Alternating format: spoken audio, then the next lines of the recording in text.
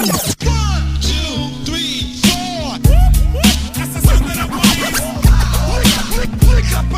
je m'appelle donc Fabrice Van Der Est et je suis premier inspecteur principal ici à la police judiciaire de Charleroi, à la section qu'on appelle l'antidrogue. L'antidrogue qui a un nom spécifique chez nous et qui s'appelle l'ORA, donc c'est 3 lettres, ORA qui veulent dire observation, recherche et arrestation. C'est un travail de police judiciaire, de surveillance, de filature, et on essaye d'attraper des dealers en flagrant délit de vente de stupes. Et voilà. Et donc je suis ici comme responsable d'opération, et je fais ça depuis, ici en tout cas à la PJ, à l'antidrogue à Charleroi, depuis 15 ans, depuis 2005. À Charleroi, on a, je ne sais pas s'il faut dire la chance ou la malchance, d'être une ville en tout cas qui est en point de mire de beaucoup d'organisations criminelles qui écoulent de la drogue.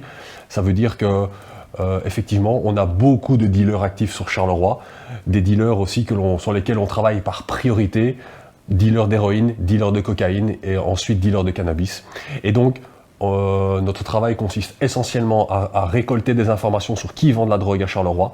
Quand on nous a dénoncé quelqu'un qui vendait de la drogue, c'est de se mettre autour de lui pendant plusieurs jours, plusieurs semaines, faire de la filature, faire de la planque, faire des photos, jusqu'à, à un moment donné, monter une opération sur le dealer et essayer de le prendre quand il est en train de vendre. Voilà, c'est vraiment ça, c'est ce qu'on appelle, nous, les opérations de flagrant délit, c'est prendre le type la main dans le sac en train de vendre de la drogue. Quand, par exemple, on a des informations que des dealers seraient actifs autour d'une école occupée, peut-être essayer d'attraper les jeunes, de dire tiens tu peux essayer, j'ai de la bonne marchandise, oui, ça c'est une priorité effectivement chez nous, où on essaye de mettre fin à ce trafic, et il faut savoir qu'en plus que la loi est doublement plus sévère quand on arrête un dealer et qu'il y mêle des clients mineurs.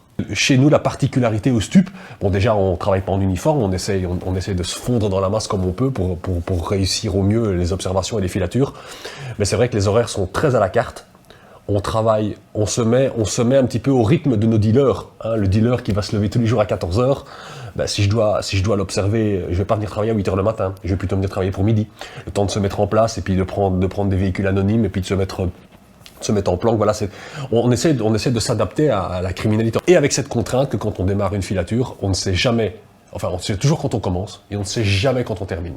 Voilà, en fonction, vous savez, parfois je démarre une planque à Charleroi, or je reste sur Charleroi pendant 2-3 heures, et puis si je tombe sur une journée où le dealer a décidé d'aller s'approvisionner sur Bruxelles ou sur Anvers, il est possible que le soir à 19 h, je me retrouve Falcon Plain à Anvers, occupé de suivre le dealer. J'ai mon cursus secondaire général à l'école, et puis j'ai été dans une haute école pendant 2 ans, section commerce et finance, pour vous dire que ça n'a rien à voir. Et puis après, je suis rentré à l'époque, on appelait ça la gendarmerie, donc je suis rentré à l'école royale de gendarmerie, où là j'ai fait 3 ans d'études pour devenir cadre moyen. On a l'occasion de se spécialiser dans plein de domaines infractionnels différents, et moi, je dois dire que quand je suis sorti de l'école de police à l'époque, j'ai toujours été entouré de collègues plus anciens que moi qui étaient des chasseurs de stupes déjà. Et ils m'ont donné l'envie de faire ce boulot. Et puis je pense les films, les séries TV aussi qui sont autour des dealers et tout ça. Ça a un côté excitant, ça a un côté rock'n'roll, ça renvoie à un instinct de prédation comme j'appelle ça. Et donc moi ça m'a toujours donné l'envie de faire ça. Je crois que fondamentalement, au fond de moi, je n'aime pas les substances qui modifient l'état de conscience et qui modifient les comportements des gens et qui peuvent, je dis bien qu'ils peuvent, engendrer un comportement de délinquance ou criminel. Il y a quelques jours, nous avons fêté les 100 ans de la loi antidrogue. Donc c'est une loi qui a été votée le 24 février 1921 et nous venons de dépasser le 24 février 2021. Et donc on rédige toujours des dossiers répressifs à l'heure actuelle sur base d'une loi qui a 100 ans. Et qui a été votée il y a 100 ans dans un tout autre contexte. Et la criminalité de 2021 n'est plus celle de 1921. Et malheureusement, on continue toujours sur les mêmes bases légales. Et donc, aussi paradoxal que ça puisse paraître, moi je suis un partisan convaincu de l'anti-prohibition. Ça veut dire que, pour que tout le monde me comprenne bien, toute l'année je mène des opérations anti-drogue et on met des dealers en prison parce qu'ils vendent un produit interdit. Et je dis qu'il y a moyen de revoir notre modèle dans notre société où on pourrait peut-être apprendre aux gens ce que sont les drogues, qu'elles sont dangereuses, mais peut-être faire beaucoup plus de prévention.